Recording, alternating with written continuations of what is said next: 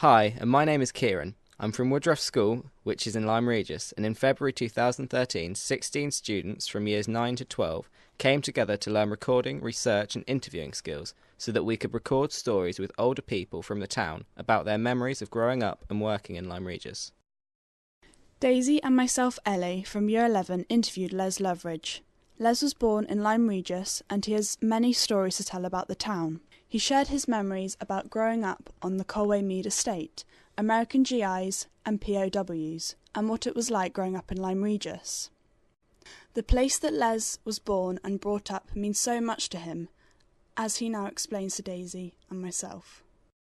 What was the Colway Mead estate like for you back in the 1940s? The Colway Mead estate was utopia. Now I say that because, to start with, there wasn't a road leading direct to it. There was a road along the river, Jericho, Windsor Terrace, but you couldn't drive anything along there. So it was, if you like, isolated. And in there, all of Colway Mead was full up of people that had nothing. Now, when I say they had nothing, yes, they had a house, children, they had a garden, their husbands were away, so they didn't know where their husbands was. The kids didn't know their dad. They maybe had seen pictures of him, but their dad was in the war. And they looked after each other. And if ever anything went wrong, no matter where it was, the people of Colway Mead clubbed together, and by club I mean, got together to look after whoever needed help. It was a wonderful, wonderful existence. We're going to start now on a little trip around Colway Mead. It's where I started life, and I'd like to share with you where we're going. So if we start here, and we're starting at my house, but we'll start here and we'll walk along the river, and then we'll start at the house I lived in, and then we'll walk around Colway Mead. And as we walk, I will tell you all about it.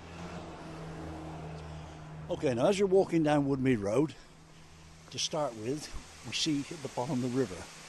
No doubt you can hear the waterfall right now. Now, I'd hate to admit the number of times I fell in this river as a child. I'd hate the number of times I had my backside slapped because of it, but it never deterred me from being a lad in the river. 1945, 46, 47, the summers were similar to a day like today, hot, of course short trousers, probably no shirt because we had to get brown in those days. Another thing that I used to do, I used to get up in the morning in the summer holidays and have my breakfast, and then I would say to my mum, see you later, and I would go down to the beach, and I'd be there all day. And she wouldn't worry about me because the town was safe, it was no problem at all. And then sometimes, if I was lucky, I'd talk one of the fishermen into letting me go out on their boat. And that's how we used to spend our summers. What were your favourite feelings of having a sense of community, memories? It was a togetherness that it doesn't exist today. There was no material gain.